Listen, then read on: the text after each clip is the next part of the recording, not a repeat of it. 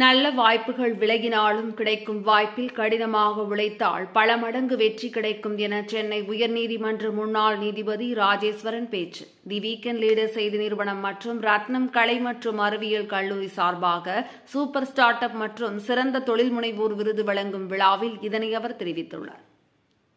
தி weekend leader செய்தி நிறுவனம் மற்றும் ரத்னம் கலை மற்றும் அறிவியல் கல்லூரி இணைந்து சிறந்த தொழில் முனைவோர் மற்றும் சூப்பர் ஸ்டார்ட் அப் விருது போன்ற விருதுகள் வழங்கும் விழா ரத்னம் கல்லூரி வளாகத்தில் உள்ள ரத்னம் கிராண்ட் ஹாலில் நடைபெற்றது.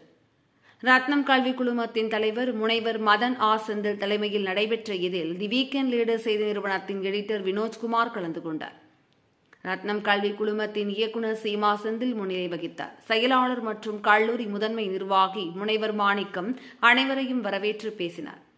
சிறப்பு விருந்தினராக சென்னை உயர்நீதிமன்றத்தின் முன்னாள் நீதிபதி நீதியரசர் ராஜேஸ்வரன் கலந்து கொண்டு சிறப்புரையாற்றினார். அப்போது பேசிய அவர், நாம் செய்கின்ற வேளையில் கடின உழைப்பை வெளிப்படுத்தினால் மட்டுமே வெற்றியை தரும் என்றார். நல்ல வாய்ப்புகள் விலகினாலும் கிடைக்கும் வாய்ப்பில் கடினமாக உழைத்தால் பல மடங்கு வெற்றி கிடைக்கும் என்பதை சுட்டிக்காட்டிய அவர், இன்று வெற்றியாளர்களாக இருப்பவர்கள் அனைவரும் கடின உழைப்பால் முன்னேறியவர்கள் என தெரிவித்தார். எதை செய்ய வேண்டும் என்று கூறுவது அறிவு என்ற அவர், எதை செய்ய வேண்டாம் என்று கூறுவது அனுபவம் என குறிப்பிட்டார். ஒன்றை ஆசைப்படுவது, அதன் மேல் நம்பிக்கை வைப்பது, அந்த நம்பிக்கை நிறைவேறும் வரை உழைப்பது என்பதை இன்றைய மாணவர்கள் கடைபிடித்தால் வாழ்வில் வெற்றி நிச்சயம் என அவர் கூறினார்.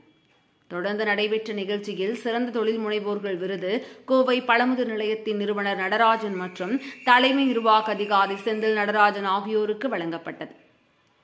இதேபோல டிஏபிபி குளிர்பானம் மற்றும் ஸ்நாக்ஸ் நிறுவனத்தின் நிறுவனர் பிரபு காந்திகுமார் சிறந்த தொழில் முனைவோருக்கான விருதை பெற்றார். தொடர்ந்து சிறந்த சூப்பர் ஸ்டார்ட் அப் விருது பி லிட்டில் நிறுவனத்தின் நிர்வாகிகள் காயத்ரி, சூரியபிரபா, சக்தி பிரியா ஆகிய மூவருக்கும் வழங்கப்பட்டது.